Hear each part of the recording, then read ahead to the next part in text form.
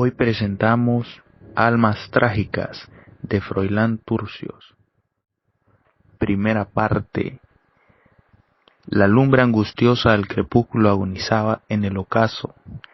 Largas cintas lívidas cruzaban el horizonte. Inválido por las primeras sombras de la noche, el silencio tendía sus grandes alas misteriosas.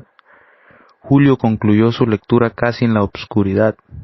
Era un poema satánico, impregnado del dolor y de ironía, un triste canto de blasfemia, en el que se mezclaban sonrisas de piedad y lágrimas coléricas, celestes esperanzas y hondas dudas maldicientes. Deslizó el libro en uno de sus bolsillos y con un paso de sonámbulo se dirigió a la ciudad. Las luces amarillas de los faroles brillaban en las calles lóbregas. Caminaba lentamente, con el pensamiento perdido en divagaciones extrañas, cuando una vocecita musical que le saludó desde una ventana le hizo volver a la realidad. Él contestó al saludo con una frase cariñosa y llegó a su casa, obsesionado por aquel acento argentino que vibraba en su alma como una campana de cristal. Una intensa melancolía le invadió de repente, una de esas bruscas tristezas que caen sobre el anónimo, impregnándolo de intenso deseo de morir, de descansar para siempre bajo la tierra compasiva de los cementerios. Ya en su cuarto encendió la luz y sentado frente a su escritorio, con la cabeza entre las manos, permaneció largo rato, sumergido en un desconsuelo mudo. No salió una lágrima de sus ojos, ni se contrajo un solo músculo de su rostro. Solo en la actitud se revelaba su dolor íntimo y profundo.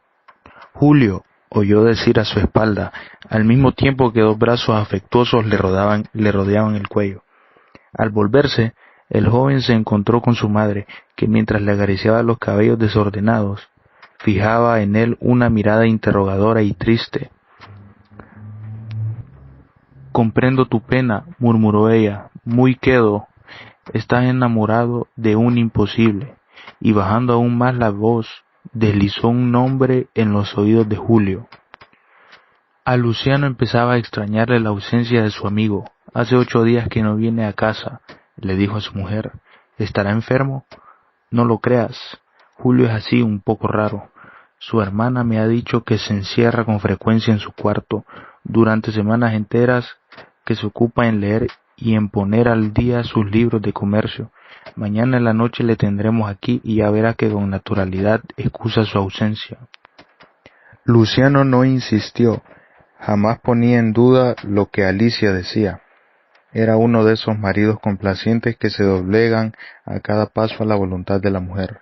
Rico, lleno de salud, de buena posición social y casado con una joven encantadora. Nada le hacía falta para ser completamente dichoso. Se casó a los 40 años con una niña de 16. Él no se inquietó por saber si el amor había arrojado a aquella criatura en sus brazos.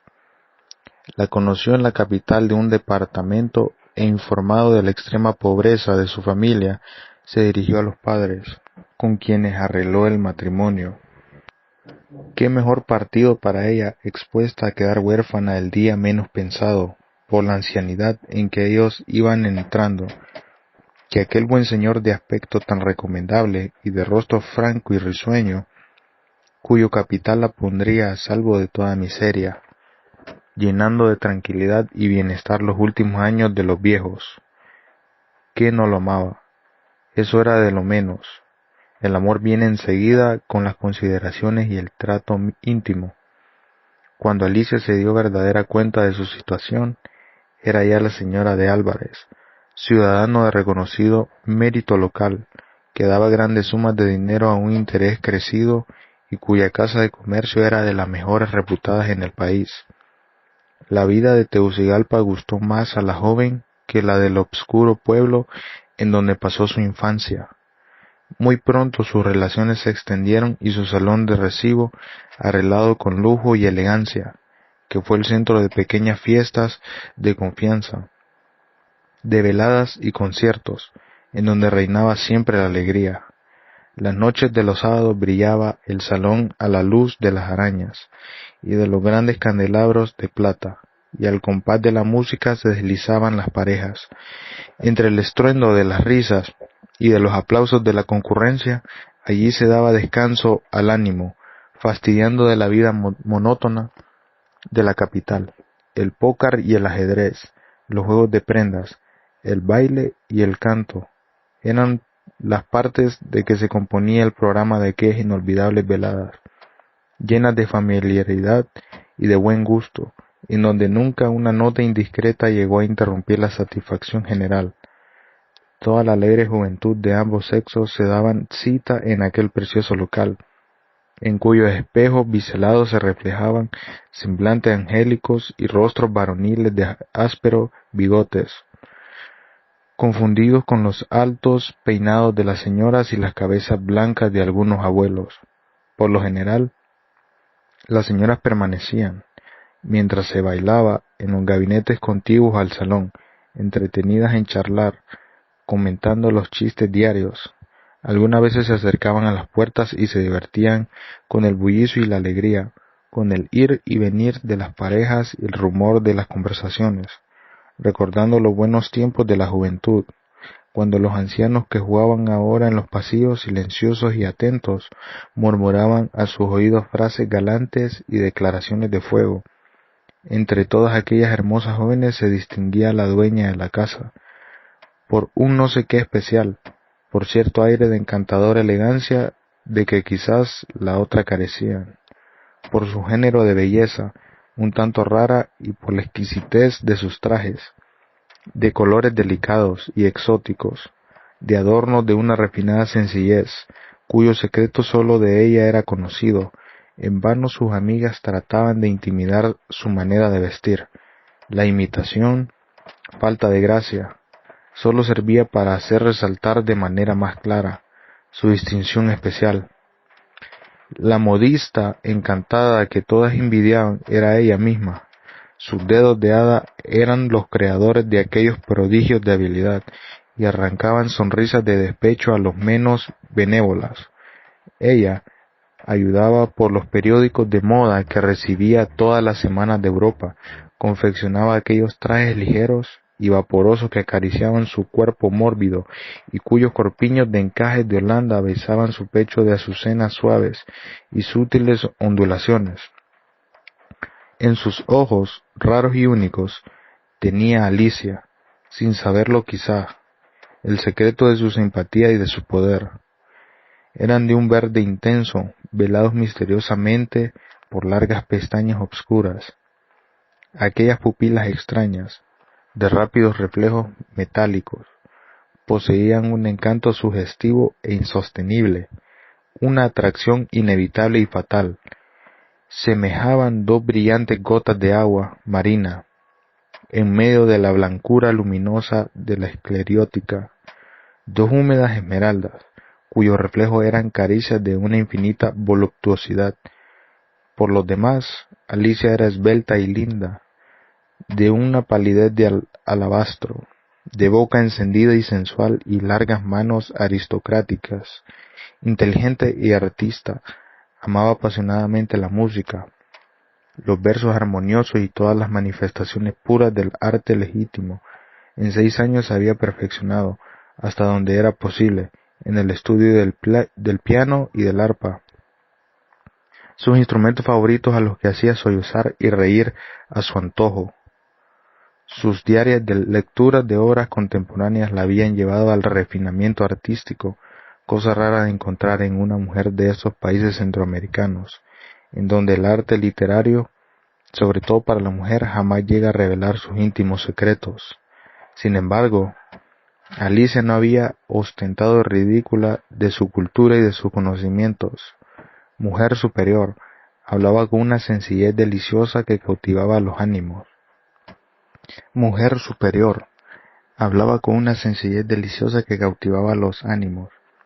Su voz, llena de tiernas inflexiones, se apagaba, se velaba con desfallecimientos musicales, y toda su persona, toda aquella seductora figura perfumada y elegante, hacía estremecer involuntariamente a los hombres que la rodeaban.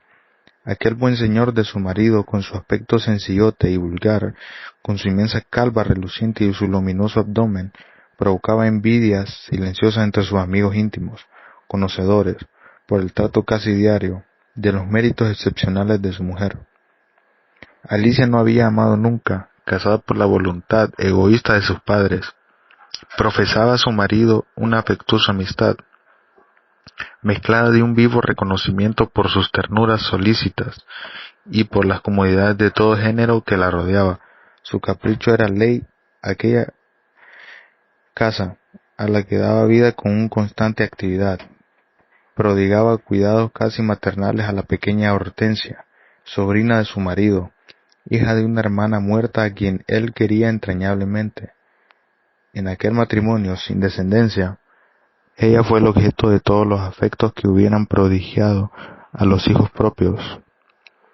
Hortensia tenía 12 años y era una deliciosa muchachita, de dulce y pensativo semblante, de negros ojos melancólicos. Era juiciosa, de un carácter suave y severo que se diferenciaba por completo desde las demás niñas de su edad. Su tristeza prematura ponía un sello de simpatía en toda su persona. Apenas sonreía y las expresiones de su exquisita sensibilidad casi nunca se exteriorizaban, guardándolas en su alma y gozando y sufriendo con ellas. Alicia le enseñaba música y algunas ciencias elementales, la iniciaba en los pormenores de las costumbres y los trabajos del hogar, le revelaba los secretos de su habilidad en la costura y arreglo de los trajes, en los adornos de los bordados y en la combinación de los colores. Sus pequeños dedos, torpes al principio, fueron poco a poco adquiriendo elasticidades nerviosas y flexibilidades inteligentes.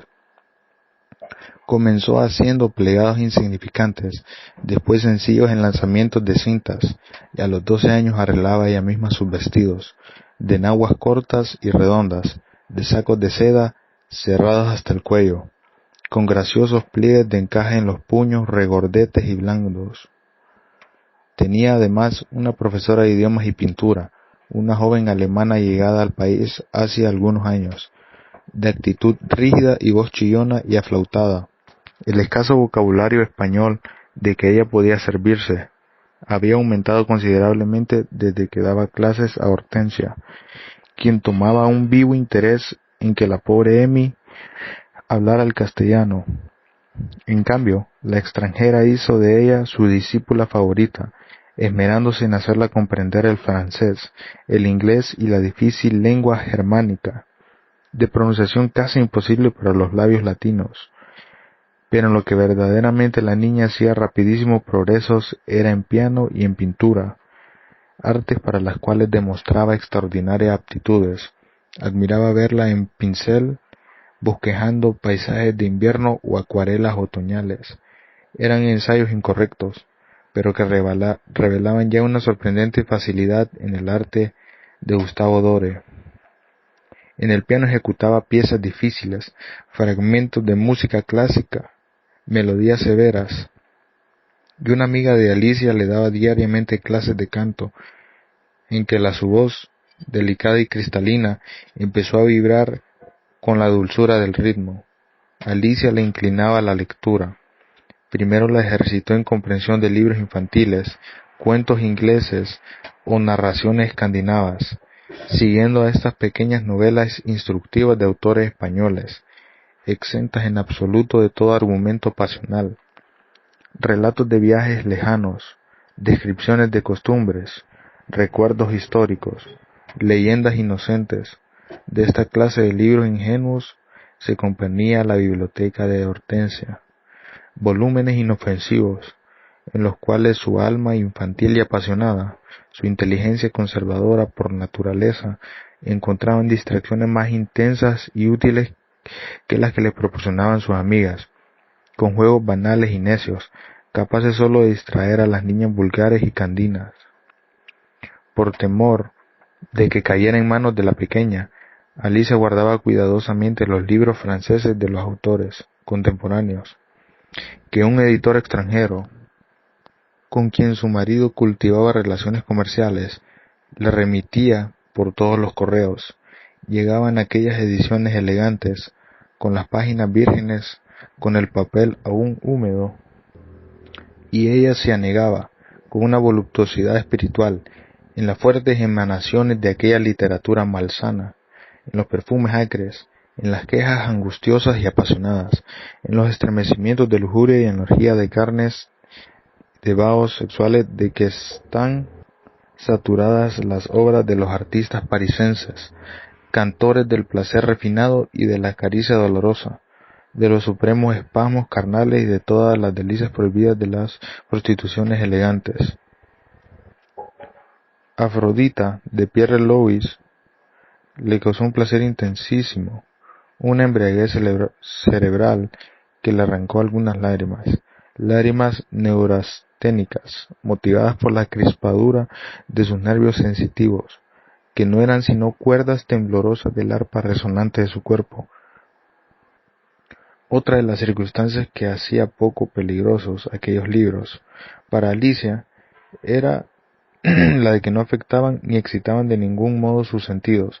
Leíalos con la misma impasividad con que el escultor admira la desnudez divina de sus diosas de mármol, y sólo los nervios y su sensibilidad intelectual vibraban durante algunos segundos en ciertos pasajes en que quizás Matt admiraba la limpidez luminosa del estilo, la riqueza fastuosa de la expresión, que la imagen vívida que se agitaba en el fondo. Así, en Afrodita, por ejemplo, antes que las gracias carnales de aquella mártir de la sonrisa, admiraba el vigor y la gracia del autor, que de tan hermosa manera sabía hacerla vivir sobre las páginas, impresionándola aún más que las descripciones de las orgías ardientes en el canto puro y fraternal de Rodis y Mirtocleia, más que los besos de fuego de la cortesana, el beso de la piedad, que Timón depositó en los helados labios de la crucificada. A pesar de la exuberancia de su sangre, Alicia era casta y le repugnaba instintivamente el placer material. Su temperamento y sus gustos la impulsaban a buscar goces más nobles que los que ofrece la materia, siempre torpe para satisfacer a los espíritus elevados. Pero aquellos libros, inofensivos para ella, para Hortensia habrían sido una revelación harto prematura de los misterios de la vida, incapaz por su edad y por su incompleta educación artística para comprender sus bellezas literarias. Las imágenes eróticas habrían herido groseramente su alma candorosa, nido de purezas ingenuas y de vagas idealidades. Esto lo comprendía Alicia de manera precisa y clara, por lo cual las espléndidas ediciones de sus autores favoritos se hallaban ocultas en el fondo de las cómodas perfumadas, confundidas con los abanicos, los sombreros y los delicados trajes de seda, olorosos a una mujer joven y sana. Además, sus relaciones amistosas, compuestas de personas de escasa ilustración mental, hubieran llamado inmoralidad a su apasionamiento por aquellos libros raros, ininteligibles para sus cerebros mediocres, acostumbrados a las novelas insustanciales de Pérez Scripps o a las relaciones sopoféricas de Fernández y González. Aquella noche Julio se vistió con un esmero especial. Cuando Adela llamó suavemente a la puerta de su cuarto para indicarle que estaba lista, él se encontraba todavía en camisa. «Espérate, hermanita», le gritó. «Solo tardaré algunos minutos». Poco después apareció en el salón, en donde le esperaban su madre y su hermana. Una sonrisa de orgullo y satisfacción apareció en los marchitos labios de doña Luisa al ver a su hijo. Eran en verdad un guapo mozo de gallarda estatura y aire distinguido. Vestía con suprema elegancia, levita negra, chaleco blanco y pantalón claro. «Es el retrato de mi hermano Enrique, cuando tenía 25 años», dijo a la anciana señora. Aquella familia, compuesta de la madre y los dos hijos, era de la más acomodada de Tegucigalpa. El padre, abogado notable en el foro hondureño, había muerto, dejándoles una crecida fortuna que el hijo duplicó, a fuerzas de inteligencia y trabajo. Julio era el ídolo de las dos mujeres, a quienes él amaba apasionadamente. Julio sintió un malestar indefinible al ver a Alicia en brazos de otro, que la estrechaba ardientemente en los voluptuosos giros de uno de sus valses tropicales, que hacen circular la sangre como lava derretida. Tenía impulsos de levantarse y abofetear a aquel necio, que cada momento se inclinaba sobre ella, hablándole en voz baja. Presa de una sofocación extraordinaria, se retiró a una de las ventanas del salón que caían a la calle. Ahí detrás de los grandes cortinajes de púrpura, su mirada se perdió en la densa oscuridad de la noche y su malestar fue atenuándose por instantes. Helados soplos de invierno le acariciaban la frente, apagando su fiebre. Transcurrían los minutos, sin que él se diera cuenta de ello, sumergido en una vaga abstracción. De un lado oía el sonoro rumor de la fiesta y del otro el gotear acompasado de la lluvia. De pronto la cortina se entreabrió y al volverse Julio se encontró con Alicia. Hace ya mucho tiempo que la busco a usted, amigo mío. Empezaba a creer que se había retirado. ¿Qué hace usted ahí tan silencioso? Ya usted lo ve, contestó el joven. Fríamente miraba caer la lluvia, y se olvidó que la danza que está para terminar es la que debíamos bailar juntos. No lo recordaba. Algo le pasa a usted, Julio, dijo ella, tomándole una mano y acercándose al joven hasta rozar su hombro izquierdo con la punta de sus cabellos. Por toda respuesta, él la atrajo hacia sí, y estrechándola apasionadamente sobre su corazón, la besó en el cuello y en la boca. Alicia no se defendió. Lo amaba, estaba loca por él, y era imposible que pudiera resistirle. Había previsto que un día u otro él tendría que confesar su pasión, que adivinó desde el primer momento, pero no se imaginó que aquella declaración fuera hecha tan de pronto y de manera tan audaz. Imprudente, le dijo muy quedo, separándose de su brazo. Te espero sentada al piano. Y después de arreglarse el cabello desapareció de la ventana. Julio se sintió invadido por una felicidad sobrehumana. Durante algunos minutos no se hizo cargo de la realidad. Sus manos ardían y dentro de su pecho su corazón agonizaba de amor. Los ritmos musicales le hacían el efecto de aladas caricias y sus recuerdos y sus impresiones se negaban en un mar de ternura deleitosa y suprema.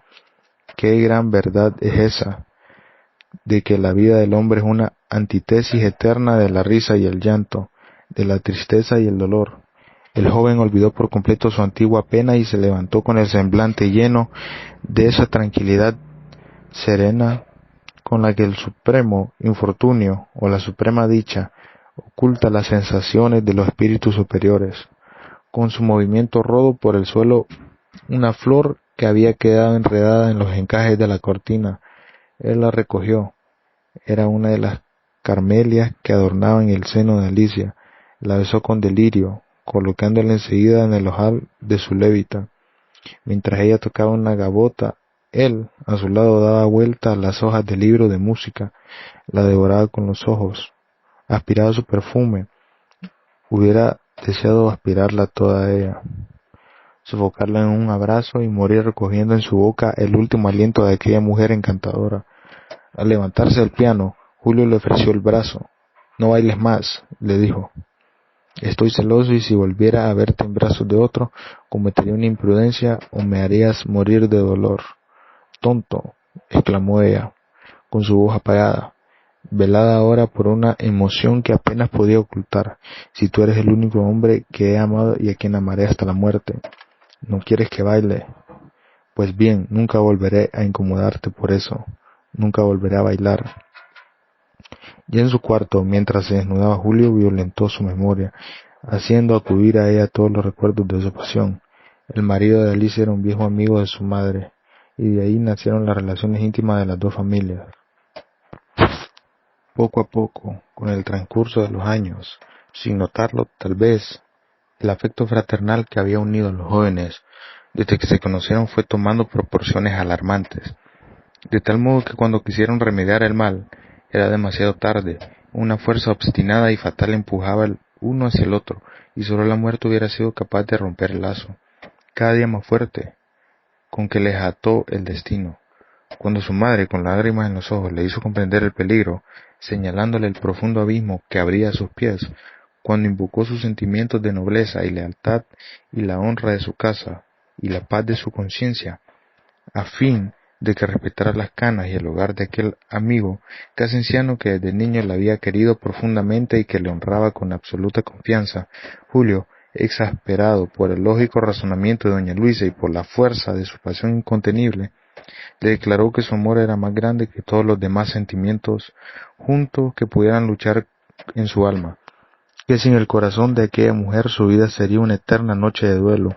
Era tan ardiente su locura que moriría si Alicia no llegaba a amarle.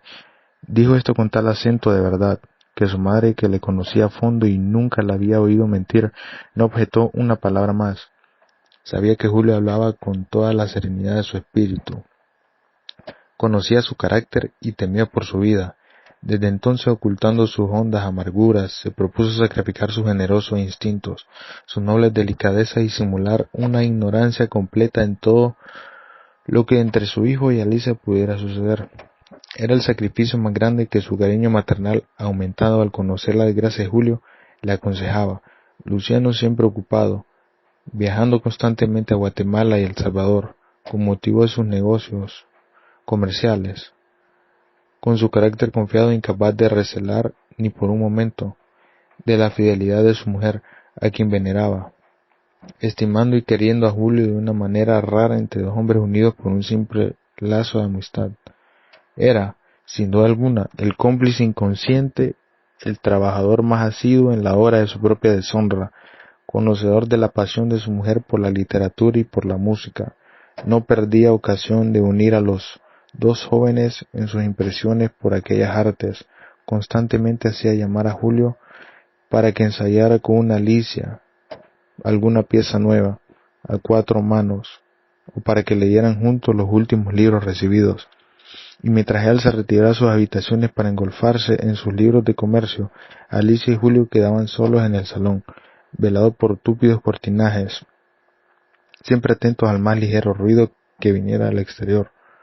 Así, en aquellas familiaridades intelectuales, profundamente unidos por sus simpatías a los que mismos autores, ambos de inteligencia ilustrada y exquisita, ambos jóvenes, el simpático y buen mozo, ella seductora, en el radioso esplendor de su belleza, empezaron a cenir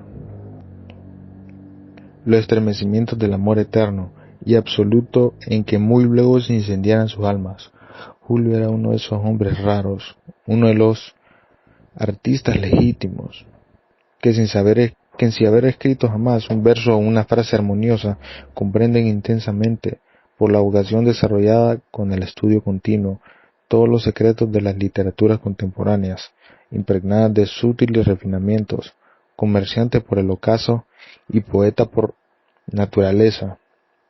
En las líneas rojizas y azules de sus diarios comerciales, su imaginación colorista creía ver sus fantásticos pentagramas, repletos de ritmos fastuosos y resonantes, o versos de exóticas consonancias, que despertaban en el fondo de su ser sensaciones adormecidas y melodías cercanas.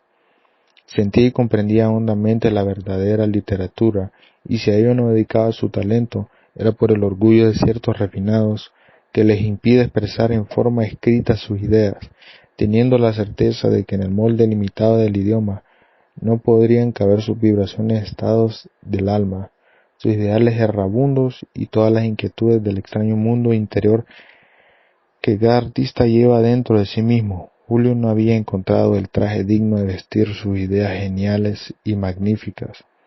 Hubiera querido escribir en un idioma quintanciado, en cada frase expresara un color y cada verso un perfume, una sensación ignota, una lágrima o siquiera una sonrisa, y a falta de este lenguaje soñado, en que el estilo metálico ondulara, riera y sollozara, se abstenía en absoluto de escribir, por miedo de caer en las imperdonables vulgaridades, con que la enorme multitud de escritores y malos poetas americanos han profanado el arte puro, sagrado para las almas excelsas. Alicia había ahondado en el espíritu de Julio, y aquella delicadeza exquisita por el ideal que ella amaba, aquella íntima comunidad de ideas fue uno de los lazos de seducción más poderosos con que el alma del joven aprisionó la suya. El encanto fue mutuo, pues más que el espléndido tesoro de su cuerpo, amaba a Julio el espíritu extraordinario de aquella mujer, en que había un pájaro divino, que cantaba eternamente en su oído embriagadoras canciones musicales. Sin embargo, un sentimiento noble le impulsaba a huir de la seducción de aquella sirena, y así se explicaban sus inmotivadas ausencias, al final de las cuales volvía taciturno, más enamorado que nunca, pero desde la noche en que la tuvo en sus brazos, comprendió que toda lucha sería inútil, y que se abandonó por completo a las sensaciones ardientes de su pasión. Julio acostumbraba ir al club de amigos en las primeras horas de la noche. Allí se distraía un poco, jugando billar o charlando con los desconocidos, que no otra cosa eran para él los jóvenes concurrentes al club, con quienes fumaba y bebía un vaso de cerveza, casi todos muchachos alegres y inteligentes vulgares, con quienes no le ligaba simpatía alguna. Mientras ellos hablaban de cosas banales, de puerilidades insignificantes, sus ideas estaban muy lejos, y solamente cuando el juego de billar le obligaba a ello, cambiaba con algunas frases rápidas a propósito de la partida empezada. Agradable a veces oír las discusiones que se suscitaban entre ellos sobre los asuntos superficiales, incapaces de ocupar la atención de un hombre de talento, o sobre temas demasiado elevados para que pudieran comprenderlos sus cabezas vacías. Hombre, decía Luis Romero, jovencio, imberbe y demacrado, figúrate que ayer hubo quien me aseguraba que Rubén Darío es el mejor poeta que Batres Montúfar ha visto, y su naricilla se crispaba cómicamente en señal de protesta. No me extraña que lo diga algún bardo decadente, de esos que escriben cosas que no se entienden. Yo nunca he podido leer los disparates que se escribe ese Darío, que me parece inferior a todos los poetas que contiene la galería de don Ramón Uriarte. ¿No te parece, Julio? Estoy un todo de acuerdo contigo. Y Julio se quedaba mirando al que le interrogaba, conteniéndose para no abofetearle. Con aquellos bárbaros lo mejor era estar siempre de acuerdo, o reventarlos, echándoles en cara su ignorancia y su vulgaridad. Sus conversaciones sobre libros siempre se referían a Stritch, Paul de Kock o Ponson du Terrail. Fuera de esos autores no conocía una palabra en materia de letras. Hablarles del nuevo movimiento literario, quererles explicarles que el modernismo habría sido como dirigirles un discurso en hebreo. Cuando Julio se cansaba de oír sus charlas pueriles, tomaba su sombrero y su bastón, y arrojando la última bocanada de humo se retiraba sin saludar. Aquellos necios le consideraban orgulloso y le tenían envidia. Él les tenía lástima, casi los despreciaba. Iba al club para matar el tiempo, por oír los chismes del día, por variar de escenario.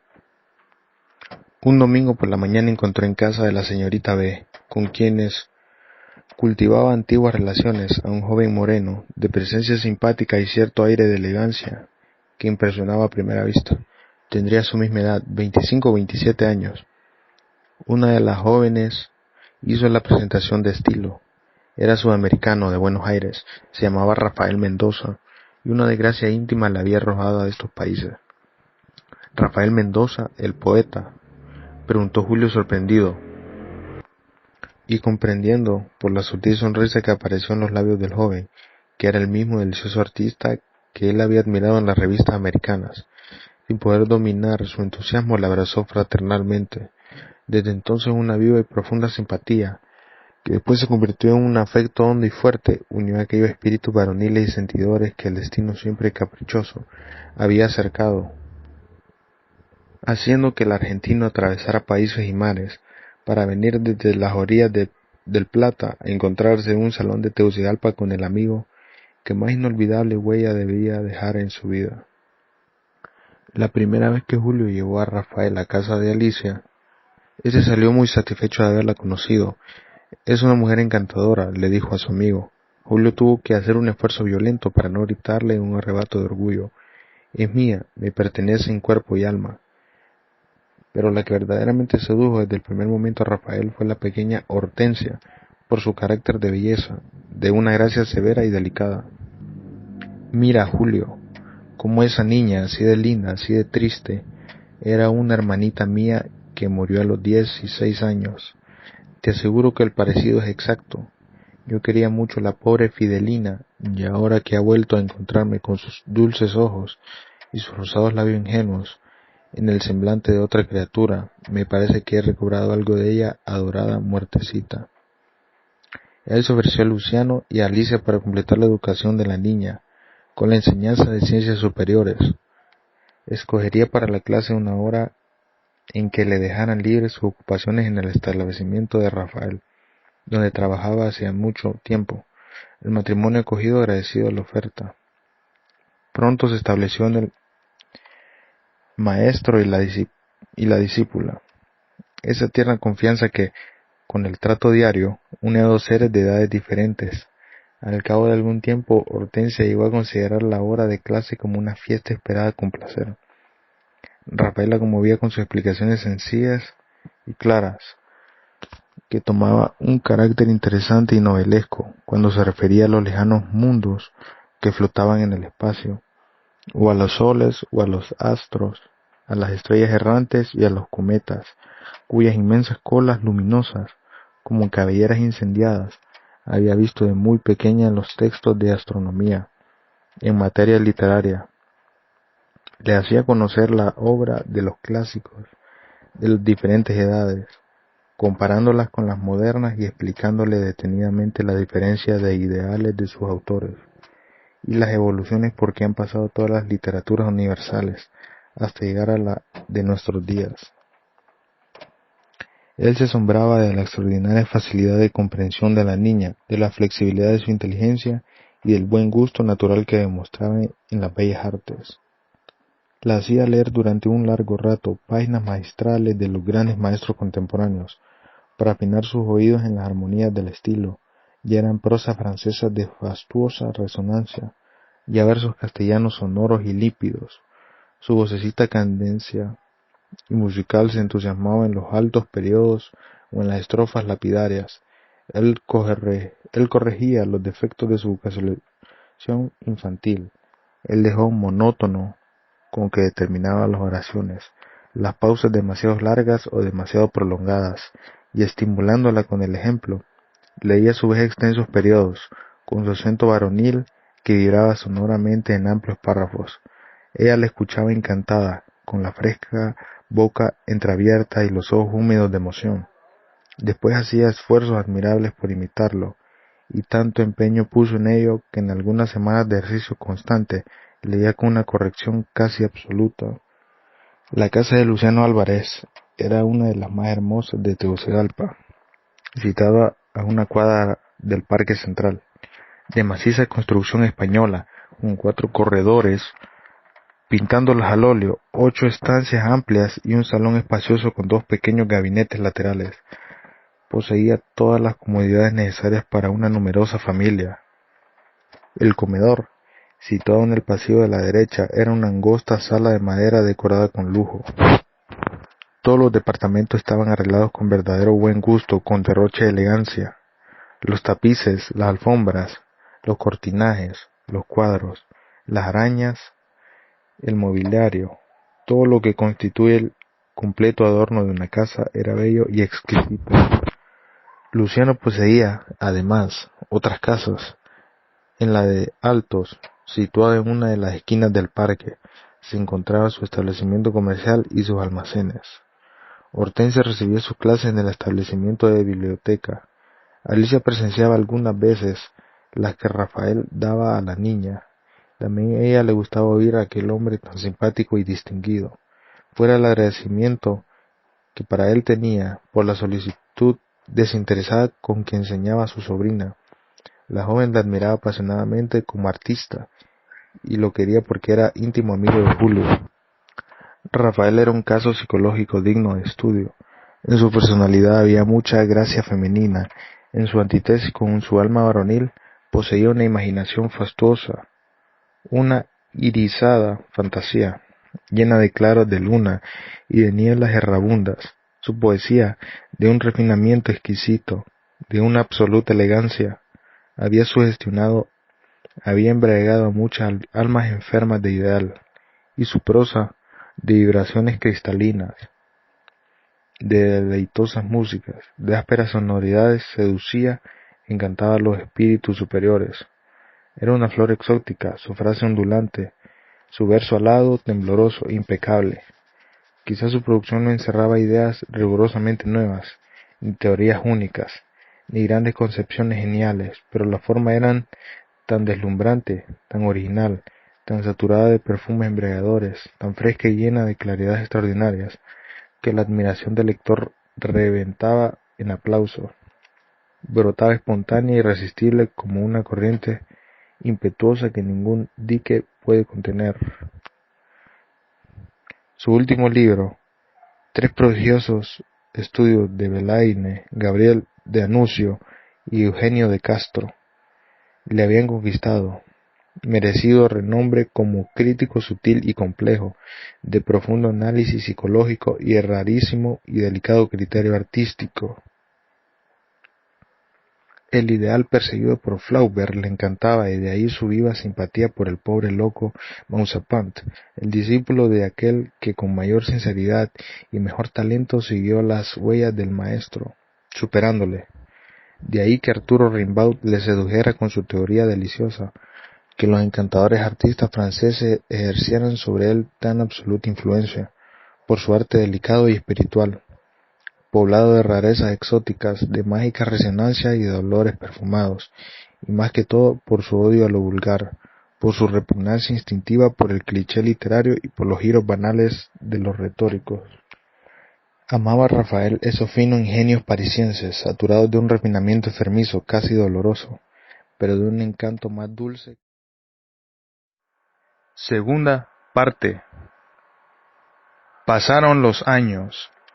Una noche, a consecuencia de una violenta discusión en el club, Rafael, exasperado por la terquedad y por la frase torpe e hiriente con la que interpeló uno de esos mozalbetes de 3 por el cuarto, se levantó indignado y le dio una tremenda bofetada, que le hizo rodar bajo la mesa. El escándalo que se promovió con aquel incidente fue inmenso. Todos los amigos del ofendido saltaron sobre el joven, que se defendió con el bastón. Julio, que jugaba a billar en el salón contiguo, acudió a su defensa, derribó a 2 o 3, y viendo que uno de ellos, completamente ebrio, se dirigía a revolver en mano sobre Rafael, de un salto cubrió a su amigo con su cuerpo, avanzando después sobre su contrario, con los puños chispados. Sonó la detonación en el preciso momento en el que Julio le desarmaba, arrojándole de espaldas contra el suelo. Acudieron varios agentes de policía, y en medio de la confusión, el dueño del establecimiento, que había presenciado la valiente audacia de aquellos jóvenes, quiso favorecerlos, sacándolos a la calle por una puerta excusada. Agarrados del brazo, caminaron sin dirección fija. De pronto Julio se paró. «No puedo más», dijo, «me ahogo». «¿Qué tienes?», le preguntó Rafael, sosteniéndolo. Por toda respuesta, llevó la mano de su amigo a su pecho, le retiró, bañada en sangre. Rafael lo comprendió todo, y con esa serenidad de los hombres fuertes en los peligros, hizo un esfuerzo poderoso, y tomando en su brazo a su amigo ya desvanecido, echó a andar. La noche era obscura, y los faroles estaban apagados. Caminó así algunos minutos, sin pararse, sin encontrar a nadie. Luego se detuvo frente a un ancho portón, y depositando su carga, llamó con violencia. Aquella era la casa de Julio. Un criado salió a abrir. Las señoras no estaban. «Mejor», exclamó el joven, y ayudado por el sirviente, que no volvía de su asombro, transportó a Julio a su cuarto. «Ve, vuela a casa del doctor Rodríguez, que venga inmediatamente, explícale el asunto y dile que el caso es gravísimo». Luego se puso a desnudar al herido. Cuando el médico entró, Julio aún no había recobrado el conocimiento. Estaba sobre el lecho, con los ojos cerrados, pálido y ensangrentado. El doctor le examinó cuidadosamente, lavándole y haciéndole la primera cura. «La herida es mortal», dijo. después de un largo rato, pero creo que su vigorosa juventud y una asistencia esmerada le salvarán. Rafael apretó nerviosamente la mano del médico. Una pequeña lámpara de bronce cubierta de un lado por una pantalla verde iluminaba la estancia en donde hace una semana se agitaba Julio, presa de intensísimo letargo. Aquella noche, mientras Rafael descansaba en un sofá del salón y doña Luisa en la pieza contigua, Adela y Alicia velaban al enfermo. El médico había asegurado que si no se presentaba una complicación, la fiebre cedería hacia la madrugada y el herido recobraría el conocimiento. Alicia leía con los codos apoyados sobre el mármol de la mesa. Reinaba un profundo silencio, solo interrumpido por el tic-tac monótono del pequeño reloj fijado en la pared. Aprovechando un momento en que Adela dormitaba, la joven se acercó de puntillas a la cabeza de Julio. Su hermosa cabeza varonil se hundía en la almohada, con los cabellos en desorden. Su mano derecha, de una perfección admirable, descansaba sobre el cobertor y bajo la camisa finísima se descubría el pecho, ancho y robusto, de una blancura absoluta, vendado fuertemente por un medio. Alicia estuvo contemplando durante algunos minutos con una indefinible expresión de amorosa angustia la frente triste, las hondas ojeras violáceas, las facciones marchitas de su amante.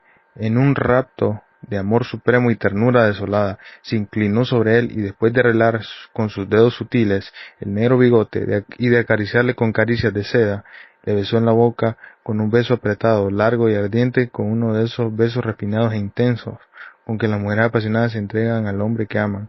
Julio se estremeció y abrió los grandes ojos, cerrándolos después de tras un prolongado suspiro. Al día siguiente, y como el médico lo había previsto, Julio quedó fuera de peligro. Volvió a la vida bajo la dulcísima sensación de una caricia deleitosa. ¿Sería un recuerdo o un ensueño?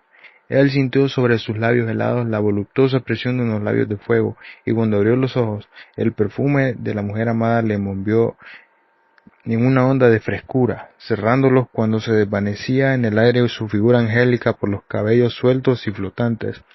Un ligero desmayo le privó de la palabra.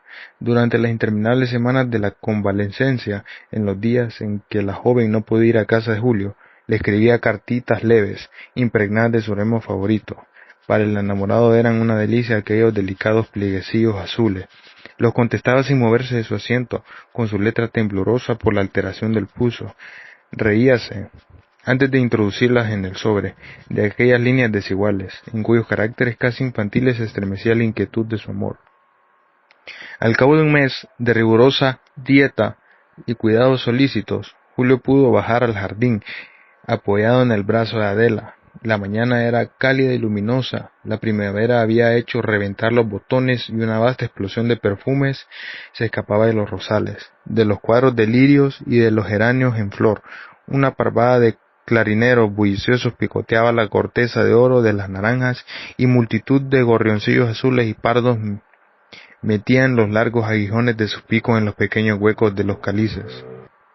La naturaleza, pensó, la suprema fuerza y el eterno prodigio, la hembra maternal, de cuyo seno siempre palpitante brotan todos los gérmenes, la hembra inmortal fecundada por Dios en el lecho de los siglos. Descansemos un momento, dijo Julio, que se fatigaba. Se sentaron en un banco rústico, bajo el rupido follaje de un jazminero, cuyas flores de un perfume delicado semejaban estrellas. Era un amplio nido de verdura, a donde llegaban tamizados los rayos del sol. A su espalda sobre el césped, Julio sintió un leve ruido, antes que con los ojos vio a Alicia con su pensamiento adivinándola instintivamente. La vio avanzar risueña y ligera, vestida de blanco, con un ramito de lilas sobre el pecho. El joven la acarició con una larga mirada de amor. Hablaron mucho rato, con voz alegre, dominando sus impresiones, evocando recuerdos amables. Por el último correo me han llegado algunos libros encantadores que hoy enviaré a usted. Solo dejaré uno, verdaderamente raro, para que lo leamos juntos. He recibido además las últimas composiciones musicales de los maestros alemanes. Él seguía en éxtasis los movimientos de su boca graciosa, húmeda y excitante. Cuando no estaban solos, le hablaba de usted, con aire de fingida seriedad que a ambos hacía sonreír. «Qué bella es la vida cuando se ama, Alicia», exclamó, con su acento apasionado. «No sabes tú, no te imaginas, hasta qué grado llega mi adoración por ti, pero ¿por qué perteneces a otro hombre? ¿Por qué no eres absolutamente mía? Tengo celos de tu marido y sufro horriblemente cuando me imagino que él puede acariciarte y poseerte siempre que se le antoje. Crimen negro y horrendo es el de los padres que hacen uso de su poder y de influencia para imponer un marido a una joven inocente, para entregar a las torpes caricias de un hombre un cuerpo virginal que quizás se subleva. A pesar de todo, qué triste es nuestro amor. En medio de los esplendores de esta mañana poblada de cálidos aromas, qué felices seríamos si pudiéramos amarnos en libertad, sin que la conciencia temblara a la par de nuestras almas». Los ojos de la joven expresaron un dolor angustioso. «Perdóname», dijo él, besándola en la boca, vaso perfumado a donde iban a caer algunas gotas de llanto. Entonces, al sentir aquella amarga delicia, al saborear intensamente la dulzura de su boca, mezclada a la amargura de sus lágrimas, comprendió Julio cuán injusto era atormentarla así, ya que por ley fatal todo en la vida es una mezcla de placer y de duelo. «Es una lástima», añadió, «que se me hayan ocurrido esos reproches estériles. No pienses más en ello, te lo ruego». Y para hacerle olvidar su discreción le habló de su amor con un lirismo penetrante y hondo. «Antes de conocerte, hace 4 años, mi espíritu era una llama inmóvil, de apagados reflejos, de mustias claridades. Hoy es un sol de cálidas lumbres cuyo ocaso solo podrían iluminar la losa de mi sepulcro. Tú llenas por completo mi existencia, vives con mis formas múltiples en cada una de mis sensaciones y oculta en el pliegue de todos mis recuerdos. A ti van como al mar los ríos, mis pensamientos y mis inquietudes y mis hondas ternuras. Todo lo que me estremece y agita, admiración y deseo, locura y felicidad, todo me viene de ti. Eres mi obsesión intensa, mi dolor aleve, mi gloria y mi amor. Me sugestionas y me enloqueces, y soy un errante sonámbulo a quien no debes despertar jamás». Cuando Julio acabó de hablar, ella enloquecida le abrazó apasionadamente, y como temiendo que la rindiera la dulce embriaguez que la embargaba, le dijo: «Vámonos, Julio mío, aún no estás del todo restablecido y la humedad del jardín puede hacerte daño». Rafael fue el alma de la casa de Julio. Durante la enfermedad de su amigo, él se consideraba inconscientemente culpable de lo aburrido. Doña Lisa, su hija, turnadas y confundidas por aquella desgracia, apenas se daban cuenta de lo que le pasaba en los primeros días, pero el joven se multiplicaba, rodeando al enfermo de toda clase de cuidados. Causaba admiración y su energía física, que le permitió no separarse del cuarto del herido. En las noches en que su estado febril requería necesariamente junto a él la presencia de un hombre, veló junto a su lecho toda la semana que duró el peligro, sin desmayar, aplicándole con exactitud matemática los medicamentos, teniendo para él solicitudes fraternales. En aquellas interminables y tristes veladas fue cuando la pasión que empezaba a germinar en el alma de Adela se desarrolló con todo el vigor de la juventud. Rafael se hizo dueño absoluto de aquel corazón puro y sensible. Sin intentarlo siquiera, ni darse apenas cuenta de ello, demostraba a la joven ese afecto que nos inspiran las hermanas de nuestros amigos íntimos, afecto irrespetuoso y desinteresado, que nunca pasa de los límites de las amistades comunes. Rafael se sintió rebelado contra la crueldad de su propia suerte al hacerse cargo de aquella irremediable desgracia, porque él no la amaba, porque su corazón permanecía frío y mudo ante los estremecimientos pasionales de aquel corazón inocente, cuya calma había turbado para siempre. El joven tembló ante la probabilidad de que aquel incidente íntimo pudiera poner término a la amistad de Julio. Amaba a aquel amigo generoso, con uno de esos afectos profundos que perduran toda la vida, a pesar de las distancias y de los tiempos. Era un cariño de hermano, sin el cual le era ya imposible vivir, y pensando en que podía perderle, se sintió por primera vez débil y cobarde, capaz del engaño y del sacrificio de su propia alma. Pero Dios mío, ¿por qué en el momento en que se le ocurriera casarse con aquella niña, fingiendo un amor que no existía, surgió en el fondo de su espíritu, con todo el poder de una mágica evocación, como una protesta celosa, una figura delicada y pensativa, de negros ojos melancólicos y errabundos. Hortensia, murmuró, con un acento indefinible y hondo, como si contestara a una pregunta interior. Y el denso velo, bajo el cual desde hacía algunas semanas se agitaban impresiones confusas y estremecimientos nuevos, se rasgó, como por encanto, haciéndole conocer el misterio de su porvenir. Estaba, no cabía duda, enamorado locamente de aquella niña, ahora que un rayo de luz había penetrado desde los más recónditos de su ser, iluminado sus dudas, 1000 pequeños detalles, 1000 recuerdos aislados, antes sin valor, algunos y ahora reveladores y palpitantes, se arroparon en su mente y agitaron su corazón. Con esos encantos físicos y morales era casi imposible que Rafael se escapara a la seducción poderosa e inconsciente de aquella niña. Siempre observó para con ella una conducta uniforme, severo y cariñoso al mismo tiempo. Jamás llegó a la familiaridad. Adela, a medida que iba haciéndose mujercita, se hacía más formal, y ya no tenía para aquella confianza de sus primeros tiempos. Ahora ponía más espacio entre sus asientos y el de su maestro, y se apenaba por cualquier error en que incurría al dar sus lecciones. Rafael no recordaba nada concreto que pudiera hacerle creer que ella le quería más que como un viejo amigo, que como a un maestro afectuoso y solicitó.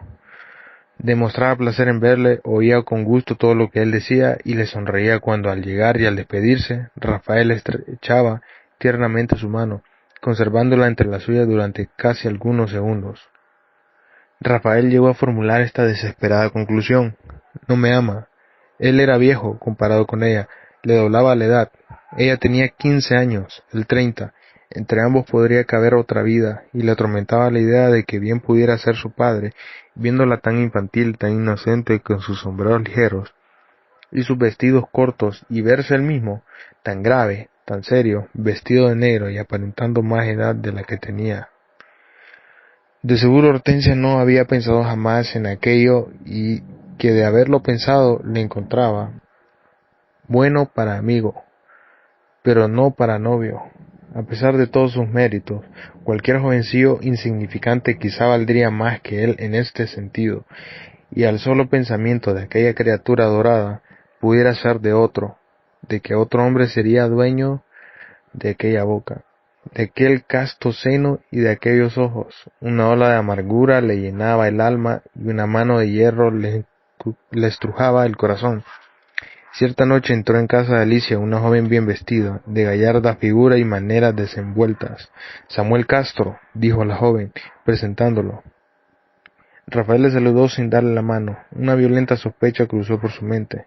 Él conocía aquel tipejo, presuntuoso y majadero. Instintivamente Rafael la había tratado con la mayor indiferencia cuando le encontraba en casa de alguna de sus amigas.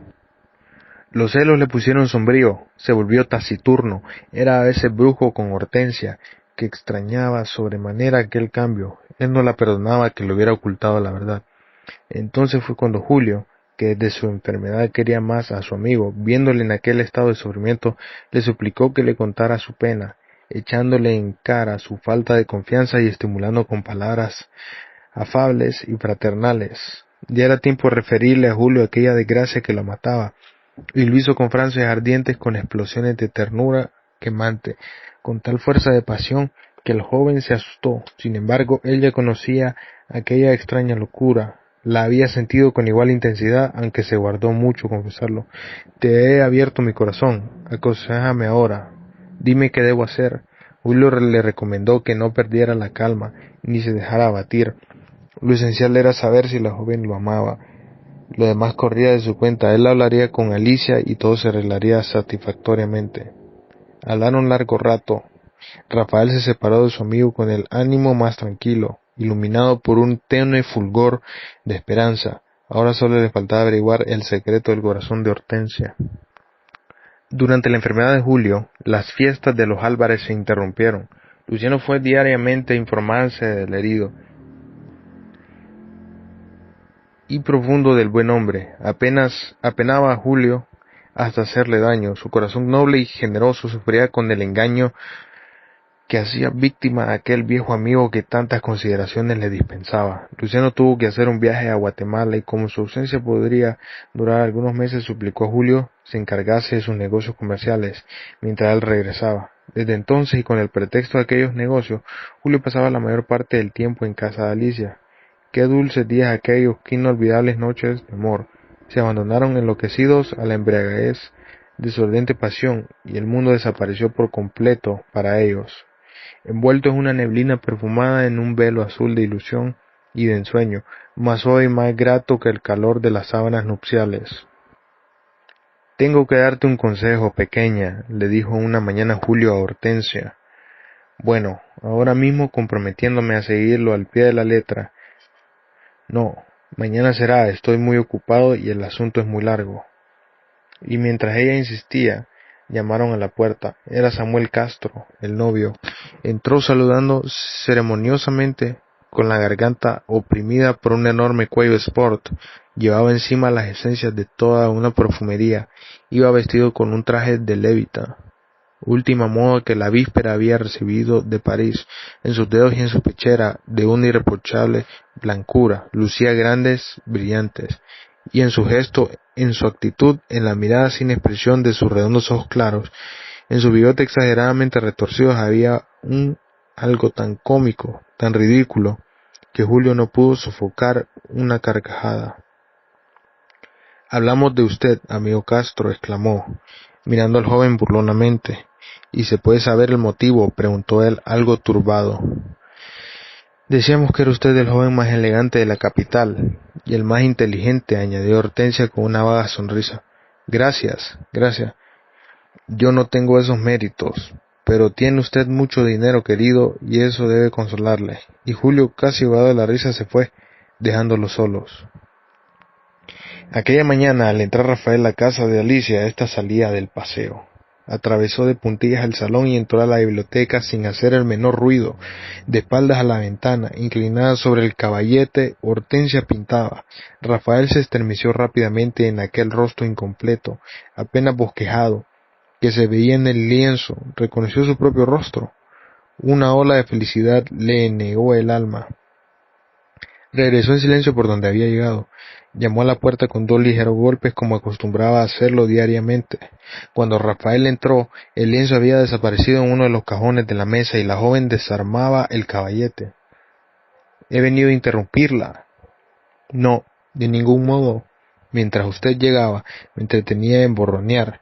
¿Y qué pintaba usted?, la interrogó con su acento familiar. Flores, dijo ella, toda turbada.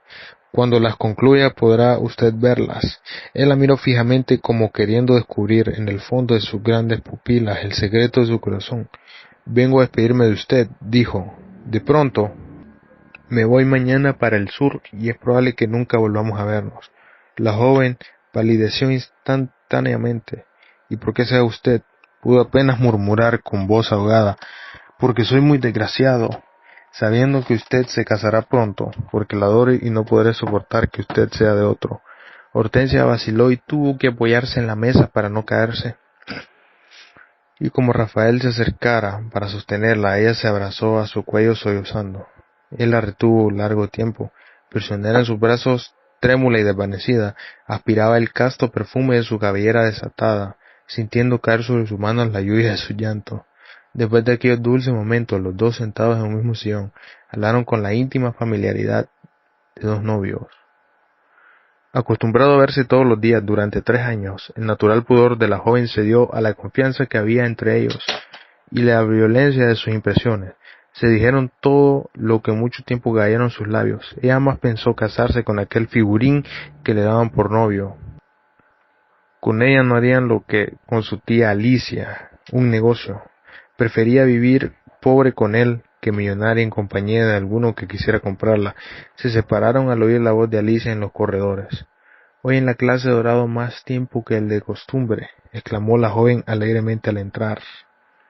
Sí, dijo él, explicaba a Hortensia algunas de las curiosas teorías astronómicas de Flammarion. Y como en ciertos días el exceso de trabajo me impide venir, los dos, de acuerdo, reponíamos ahora el tiempo perdido. Te felicito con toda mi alma, dijo Julio, después que su amigo, con una alegría rebosante, le contó la escena anterior. El matrimonio es hecho. Si necesitas dinero, toma de mi caja el que gustes. Bien sabes que todo lo mío te pertenece. Gracias, querido. Por ahora solo te suplico que te entiendas con Alicia y escribas a Luciano. Quiero que se arregle este asunto lo más pronto posible. Por correo de hoy pediré mis papeles a Buenos Aires.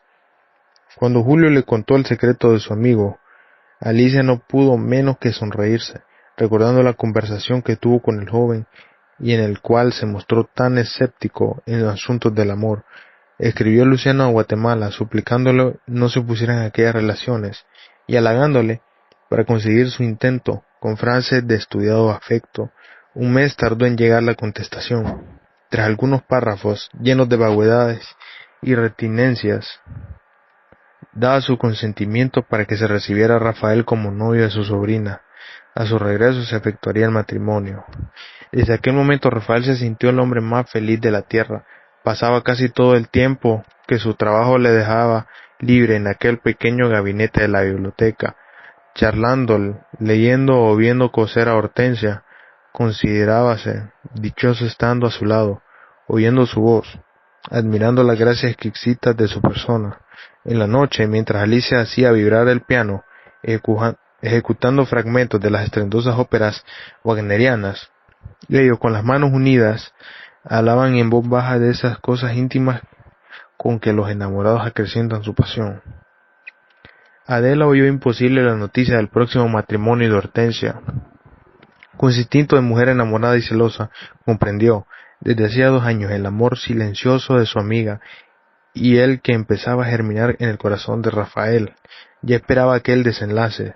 Su madre y su hermano, que conocían la funesta pasión de la joven, quedaron sorprendidos, viendo la absoluta indiferencia con que ella acogió la nueva.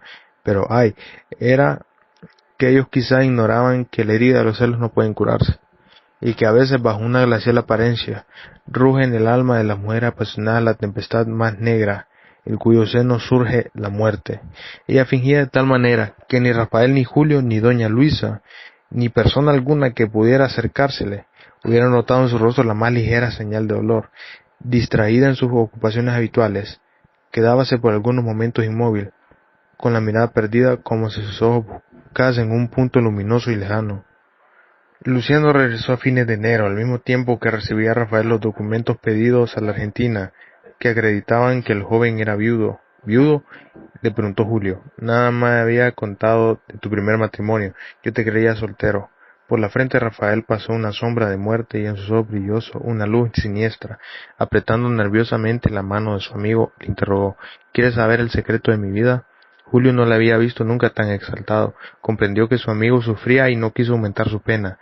Nada me cuentes, le dijo. Hay cosas tan íntimas, hay secretos tan hondos, que más vale no revelarlos nunca. Mi corazón será de hoy más un libro que siempre abierto para ti. Eres grande y generoso y te quiero más que si fueras mi hermano. Estaban en el cuarto. Rafael ocupaba en una de las casas del centro de la ciudad. Era de noche. El joven cerró cuidadosamente la puerta y, volviéndose hacia el sofá en que su amigo fumaba, le dijo con voz sorda: encargo a tu amistad que evite por todos los medios posibles que Hortensia sepa que yo he sido casado. Si ella me interrogara sobre este punto, tendría que mentirle o que contarle la verdad, y en ambos casos nuestro amor se llenará de sombras. Ahora escucha. Hace 6 años, cuando tenía 24, me casé en Buenos Aires con una mujer bellísima. Éramos de una misma edad y nos amábamos con delirio. Durante 2 años me hizo completamente feliz. Yo tenía un amigo íntimo, a quien casi llegué a querer tanto como a ti. Llegaba a mi casa con la confianza con que tú llegas a la de Luciano. Yo le juzgaba un hombre honrado y noble, incapaz de una traición. Una tarde recibí un anónimo. En el primer momento pensé romperlo, inspirado por el desprecio que me inspiran esos papeludos asquerosos, escritos por manos cobardes y dictados por almas ruines. Si quieres convencerte de lo que vale el amor y la amistad, ve esta noche a las 10 al cuarto Núm, calle D, en donde encontrarás a tu mujer en compañía de tu íntimo amigo Pablo Méndez. Después había un largo relato de mi deshonra. Se fijaban fechas y sitios, explicándose todo lo que refería al adulterio.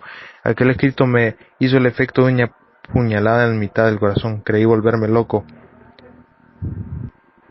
Aquella noche salí un vapor para las Antillas, recogí todo el dinero que pude, arreglé mi equipaje y con el mayor misterio lo hice llevar a bordo. Como el vapor zarparía a las 12, me entendí con el capitán para que mandara a recogerme a tierra 20 minutos antes de aquella hora. Sonaba la última campanada de las 10 en un reloj público. Cuando llamé con violencia a la habitación indicada, como nadie contestara en un arrebato de ira, de 2 puñetazos hice saltar la cerradura. Antes de que Pablo tuviera tiempo de impedirme la entrada, me hallaba yo en medio de la estancia. Mi mujer había intentado ocultarse tras uno de los extensos cortinajes. Cuando me vio se quedó aterrada. Después de cerrar la puerta saqué el bolsillo interior de la levita 2 anchos puñales y entregando uno a Pablo. Defiéndete, le dije, fríamente, de lo contrario me veré obligado a matarte como un perro. Él no se movió, entonces acercándome le di un bofetón. De un salto cayó sobre mí, rodamos sobre la alfombra durante algunos segundos. La lucha fue breve y silenciosa. Él me causó una honda de heridas en el muslo, yo le partí el cuello de una tremenda puñalada. ¿Y tu mujer?, preguntó Julio, impresionado por aquel horrible relato. Sin dar un grito, ni hacer un solo movimiento, permanecía en medio del cuarto.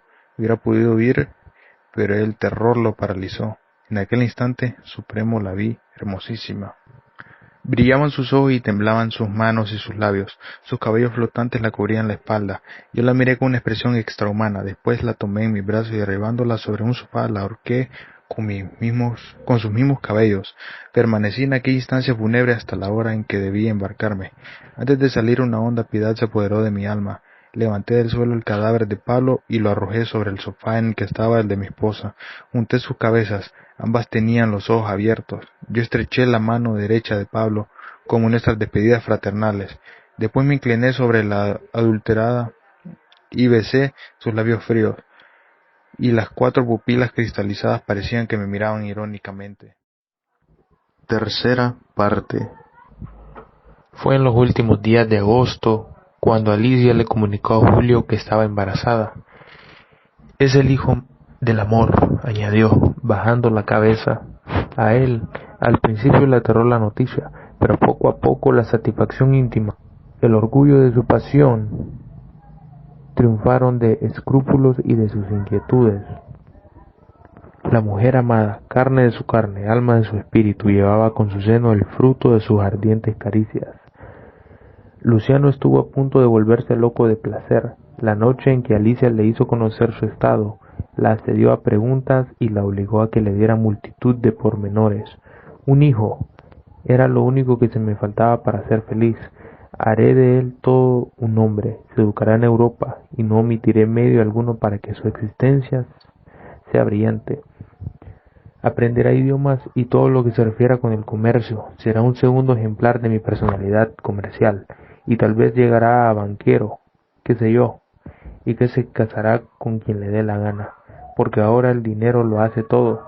Ya conozco el camino y no se me diga que las grandes pasiones engendran la felicidad. Nosotros nos casamos, ¿no es verdad, Alicia?, sin que estuviéramos enamorados y hemos sido completamente felices. El amor llega después con el hábito de la existencia común, con la vida íntima y con los hijos.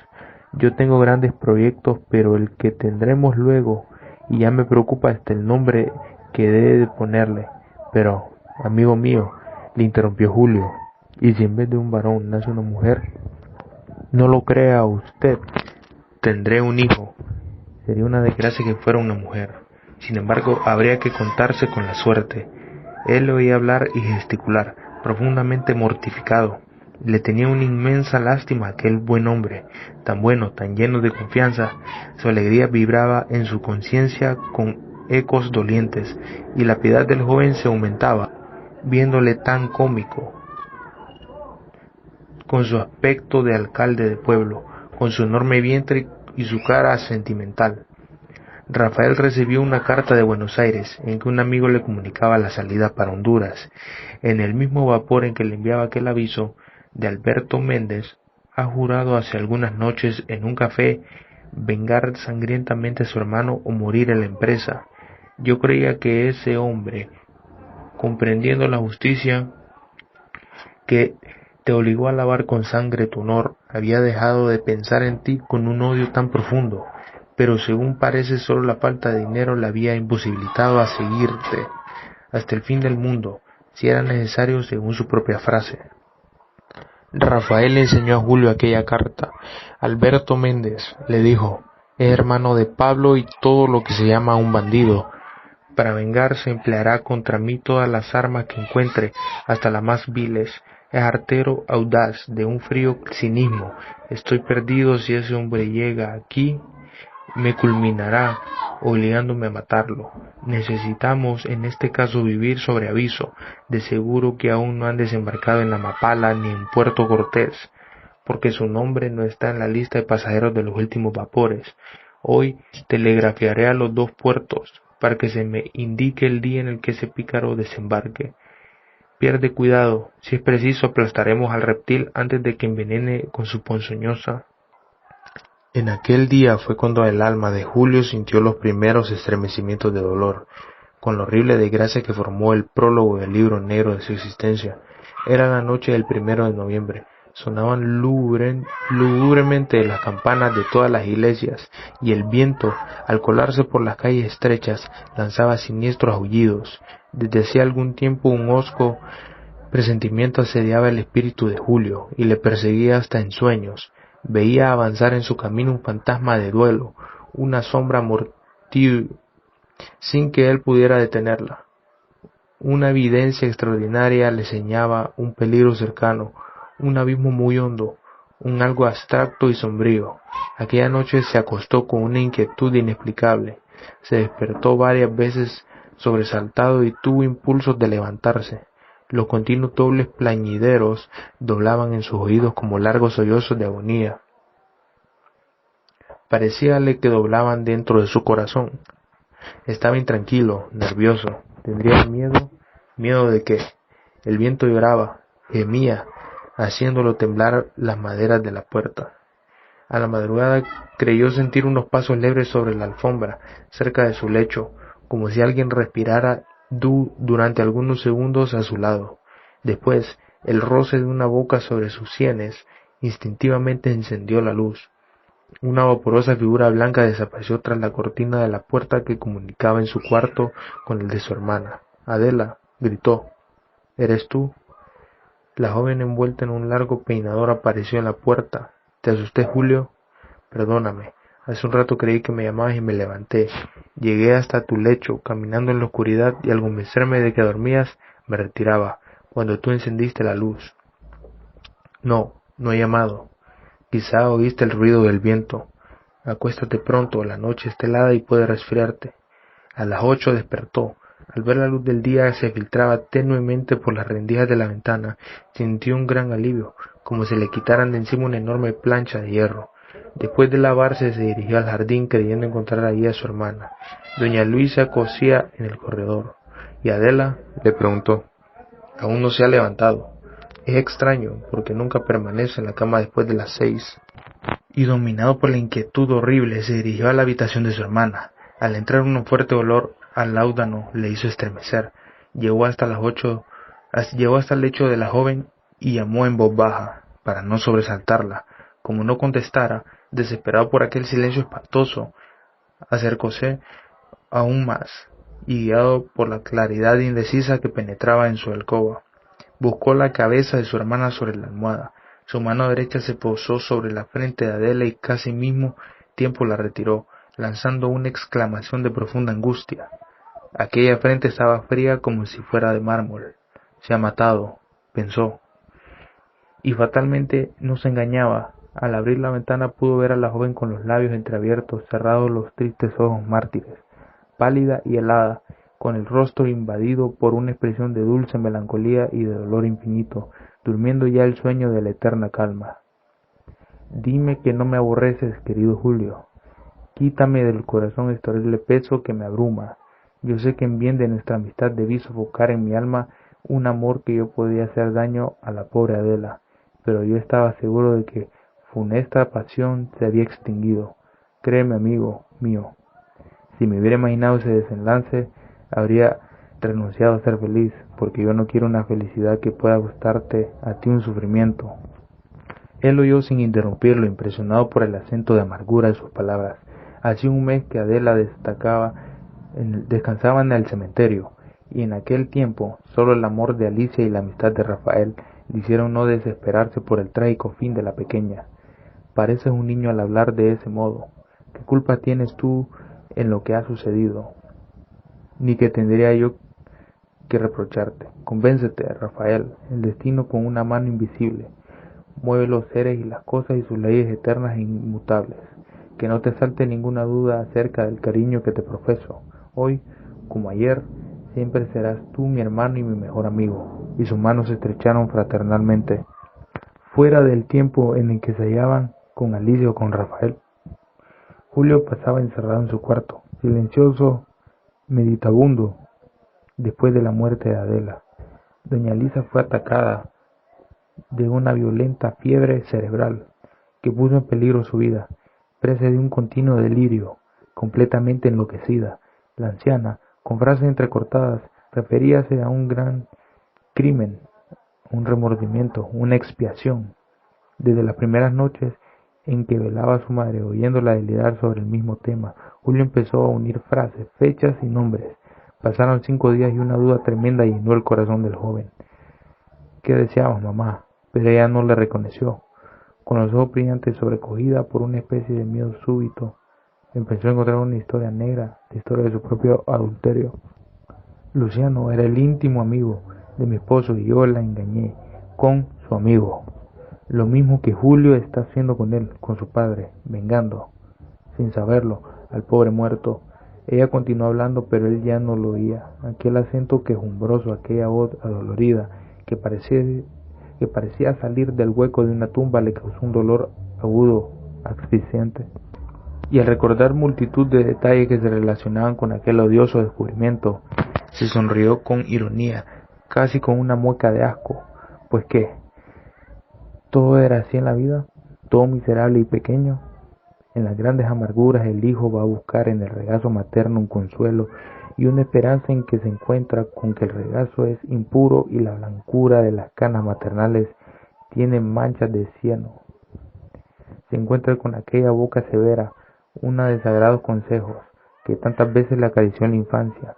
Es una boca marchita por los besos adúlteros, y que sobre ella manos que él amaba religiosamente, que él creía inmaculadas, han caído los fuegos de las caricias criminales, y sublevado contra todas las prostituciones y contra todos los engaños, sintiendo en el fondo del alma un profundo desprecio por las mujeres culpables. Cegado de pronto por una cólera satánica, odió con toda su alma a su madre, deseó su muerte, y hasta meditó un momento en ahogarla entre sus puños crispados. Pero él, ¿cómo pensaba así después de caer también en la misma cima? ¿Acaso no se encontraba en el fondo de un abismo de ayepción y de engaño? Lo que más amaba en el mundo, la mujer más querida sobre todas las cosas, ¿no era también una adúltera? Y que aquel hijo que llevaba ella en su seno no tendría el mismo derecho de maldecir y odiar de igual modo a sus padres. Antes de despreciar a su madre, ¿por qué no empezaba despreciándose a sí mismo? Antes de maldecirla, ¿por qué no maldecía a la mujer amada? El joven volvió a sonreír con los ojos secos y la vista contraída. Después de todo, quizá no era ella la culpable. Julio meditó durante muchas horas sobre aquellos horribles desgarramientos de la conciencia, por donde cruzan como desangrentados relámpagos o como crespones fatídicos los recuerdos criminales. Los padres, con sus viles egoísmos, hacen de sus hijas infames adúlteras, se dijo. Al fin, cuando la mujer se casa con el hombre que ama, puede ser desgraciada en cualquier otro sentido, pero casi nunca se prostituye. Hay excepciones, pero son muy raras, concluyó, acordándose del caso de Rafael. Después, al unir en sus impresiones a su madre y a su amante, el joven fue calmándose poco a poco hasta sentir una piadosa lástima por aquella pobre mujer que agonizaba. Trajo a su memoria los dulces recuerdos de su infancia, su cuidado y sus caricias y los arrebatos de apasionada ternura de que doña Luisa le hacía objeto. Él había sido siempre el mimado, el favorito, el niño querido, y al evocar aquellas remembranzas amables, la doliente imagen de la triste Adela se apareció en su espíritu como un ángel de perdón. Se levantó casi tranquilo y fue a besar la frente de la enferma, que se hallaba sumergida en una vaga somnolencia. Desde aquella inolvidable noche de angustia, redobló sus cuidados para con su madre. evitando que ninguna otra persona entrara al cuarto de la enferma en las violentas crisis de delirio. En los últimos meses, la belleza de Alicia había sufrido un cambio brusco. Estaba más delgada, más pálida. Sus ojos se entristecieron y un cansancio continuo la hacía languidecer a cada instante. A medida se acercaba el término de su embarazo, su salud y su gracia se extinguían. Su tez se marchitaba y sus manos parecían dos diáfanos marfiles. Sin embargo, a ella no se le daba cuidado verse de aquel modo. Juzgaba natural su enfermedad y, olvidándose de todo, de la honradez y de la virtud, sentía orgullo íntimo de aquel hombre amado la hubiera hecho madre. A un hijo de su marido no le habría querido tanto. Aún sin nacer, el hijo de Julio era ya para ella un ser sagrado, la síntesis de dos almas extraordinarias y la mezcla de dos sangres ardientes. Llegaron, al fin, en una tarde de enero, los primeros dolores del alumbramiento. De improviso, Alicia se sintió asaltada de un miedo angustioso. Llamado el doctor Rodríguez, el mismo que curó a Julio, aseguró que la enferma no presentaba ningún síntoma grave y que saldría del paso con toda felicidad. Quedóse en casa para tranquilizar a Luciano. Alicia yacía en medio de un amplio lecho, pálida, inmóvil, presa de un terror, de un espanto impredecible. En la instancia hubiera podido oírse el revolar de un insecto, tan profundo era el silencio. A las 7 los dolores se hicieron insoportables. La infeliz joven sufría horriblemente. ¿Qué pasó después? Cuando Julio llegó, el médico le dijo: el niño nació asfixiado. ¿Y ella y la madre? Morirá dentro de 10 minutos. La hemorragia es incontenible. Solo Dios puede salvarla.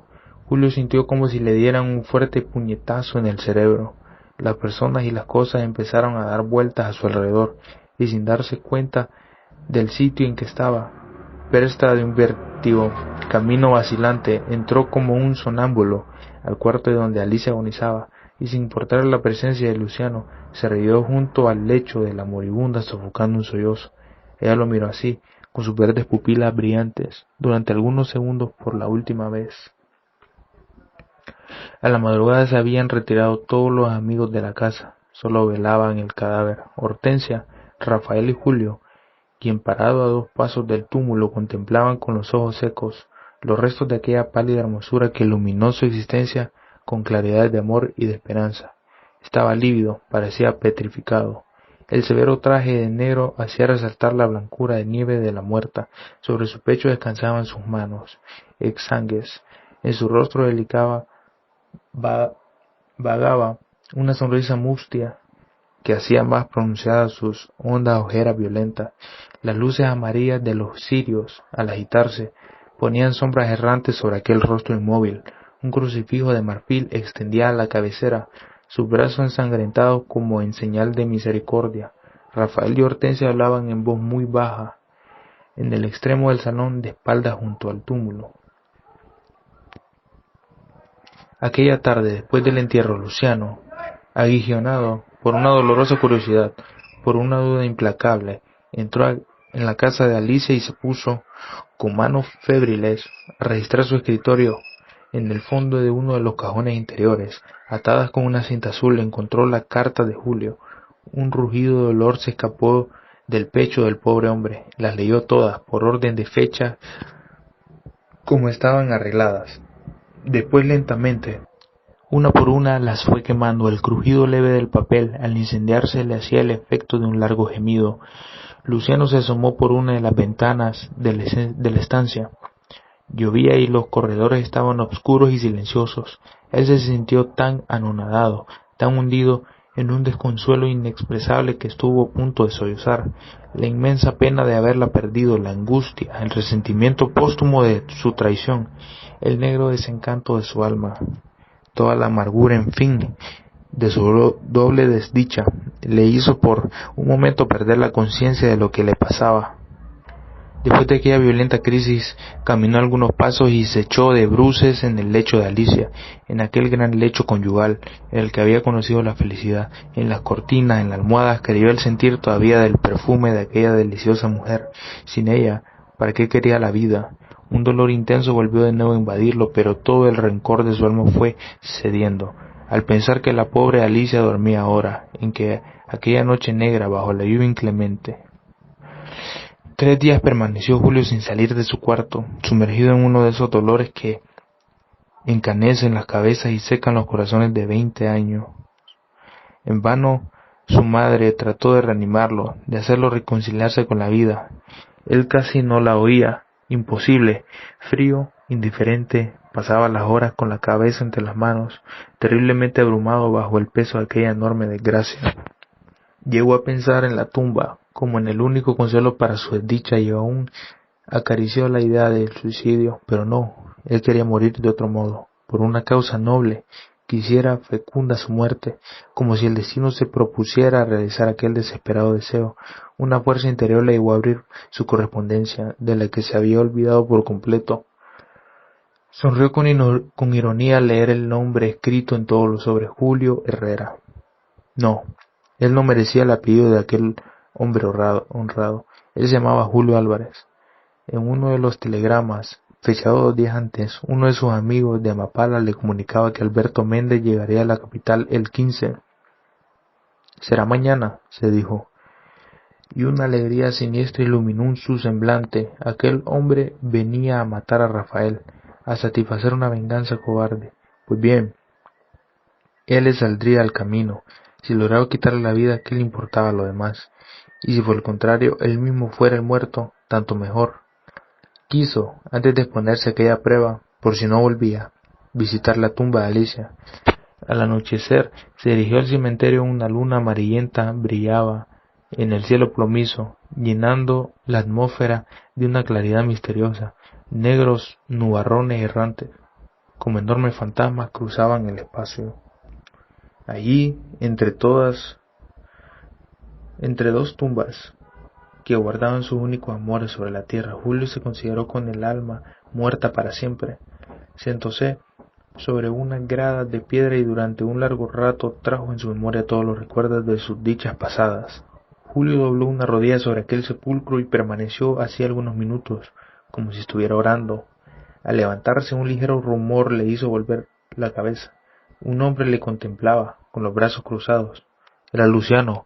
Por su actitud silenciosa, por su valiente inmovilidad, Julio comprendió que lo sabía todo. Sin dirigirle la palabra, en un frío silencio, el joven salió del cementerio.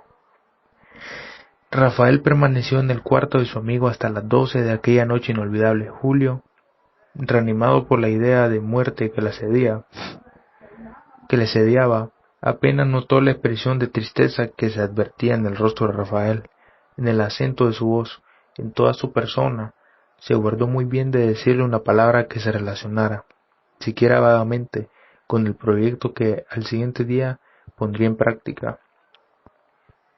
La 1 de la mañana sonaba en el reloj de la catedral, cuando los 2 amigos se separaron. ¿Por qué sintieron aquel impulso mutuo? ¿Por qué, en lugar del fuerte apretón de manos acostumbrado, se abrazaron aquella noche como si hubiesen de separarse para un largo viaje? Julio no se acostó. Mientras amanecía, se ocupó en arreglar sus papeles y en escribir a su madre y a su amigo. A las 2 de la tarde del siguiente día montó a caballo y, creyendo a Rafael en casa de Hortensia, pasó por la casa en la que vivía para recomendarle a un vecino entregar aquellas cartas si él no regresaba aquella noche. También Rafael ha salido montado, y vea usted qué casualidad. Me ha recomendado otra carta para usted, en el caso de que no regresara hoy. Antes de leer aquella carta, Julio lo comprendió todo. No haberme imaginado esto, se dijo furioso contra sí mismo. Desde hace 2 días debe haber leído la lista de pasajeros publicada en los periódicos. Después ha pedido y le han dado informes por telégrafo de la llegada de ese hombre. ¿A qué hora salió Rafael?, preguntó con voz sorda. A las 12. Llevaba 2 horas de camino. 2 horas nada más. Entonces le alcanzaría. Al salir de la ciudad, puso Julio su caballo a galope. Era un hermoso animal, acostumbrado a grandes jornadas. El joven, resuelto a alcanzar a su amigo de cualquier modo, corrió desesperadamente durante 4 horas sin lograr su intento. En los caseríos que atravesaba, deténlase un momento para informarse si Rafael había pasado, y al oír la contestación afirmativa, redoblaba sus esfuerzos. Un presentimiento cruel multiplicaba sus energías, enardecido por la violencia de la carrera y por el fiero entusiasmo que asalta a los hombres valientes con la seguridad de una próxima lucha. Julio atravesó una inmensa distancia sin apenas darse cuenta de ello. Veía pasar casas, árboles y paisajes con una velocidad vertiginosa. La tarde empezaba a caer, el sol se ponía, ahogándose en un mar de púrpura tras las cimas de las cordilleras. 10 minutos después, al subir una áspera cuesta, el caballo completamente rendido se paró. La espuela y el látigo no le hicieron avanzar. Entonces Julio se desmontó, firmemente decidido a seguir a pie su camino, pero no avanzó muchos pasos cuando le detuvo horrorizado el espectáculo que presentó a su vista. A 2 varas de distancia, en un recodo, vio a Rafael boca arriba con la cara cubierta de polvo, en un charco de sangre. Tenía 2 balazos en el pecho y como 5 terribles puñaladas, una de las cuales le había separado casi por completo la cabeza del tronco. En el suelo, sobre las piedras y los guijarros, se veían señales de una tremenda lucha. Las sombras de la noche empezaban a invadir los horizontes. Ya por el oriente todo estaba negro, mientras las lejanías ensangrentadas del ocaso evocaban las imágenes de un portentoso incendio. Los campos, colmados de misterio, poblándose de tristes rumores, y de improviso, al extinguirse en un rápido relámpago la lumbre del crepúsculo, surgió de los ámbitos sonoros, del seno de los vientos y de las frondas, un largo y hondo gemido, como si al morir el día sollozara el corazón de la naturaleza. Fin.